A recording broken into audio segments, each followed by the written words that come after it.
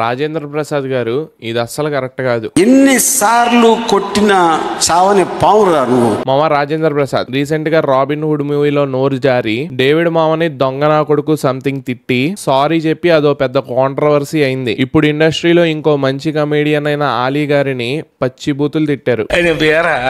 ఇలా మనకు అలవాటే కదా. రీసెంట్ టైంలో ఆయన నోటికి అసలు కంట్రోలే లేకుండా పోతుంది. అతని కొలీగ్స్ ని గ్రాంటెడ్ గా తీసుకుని స్టేజ్ మీద ఏది పడితే అది అనేస్తున్నారు. ఒక సీనియర్ అయి ఉండి స్టేజ్ రెస్పెక్ట్ లేకుండా మాట్లాడడం ఇట్స్ హైలీ అబ్జెక్షనబుల్. మేబీ ఈ టైంలో రాజేంద్ర ప్రసాద్ గారిని ఎవరో ఒక సీనియర్ యాక్టర్ గైడ్ చేస్తే బాగుంటుంది అనేసి నా feeling. S V Krishna Reddy birthday celebrations లో ఆయన టోన్ కామెడీ నుంచి కాంట్రవర్సీకి షిఫ్ట్ అయింది. ఫస్ట్ ఆయన స్పీచ్ ఇలా స్టార్ట్ చేశారు మావా. కాదురా నేను ఎంత మిస్ అయ్యానో మీరందరూ వస్తున్నారని ఇక్కడ ఇంత బాగుంటుంది అనేసి నాకు తెలీదు.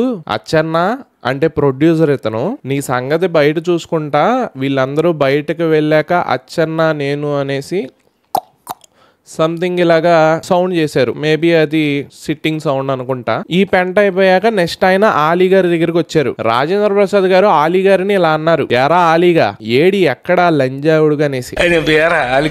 ఏడి ఎక్కడ లంజాడు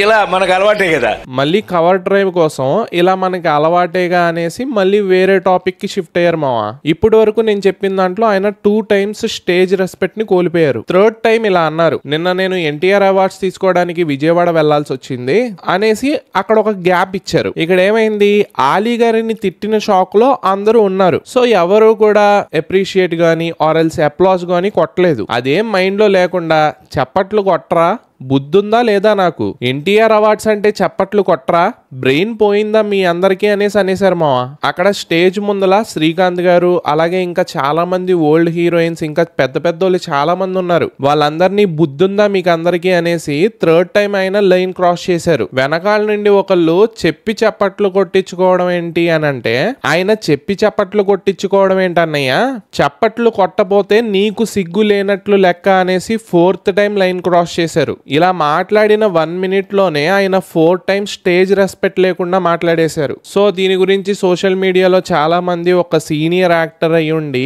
ఇలా స్టేజ్ రెస్పెక్ట్ లేకుండా మాట్లాడడం అస్సలు కరెక్ట్ కాదు. బయట వాళ్ళకి ఎంత మంచి బాండ్ ఉన్నా ఆలీ గారిని అలా స్టేజ్ మీద తిట్టడం తప్పు.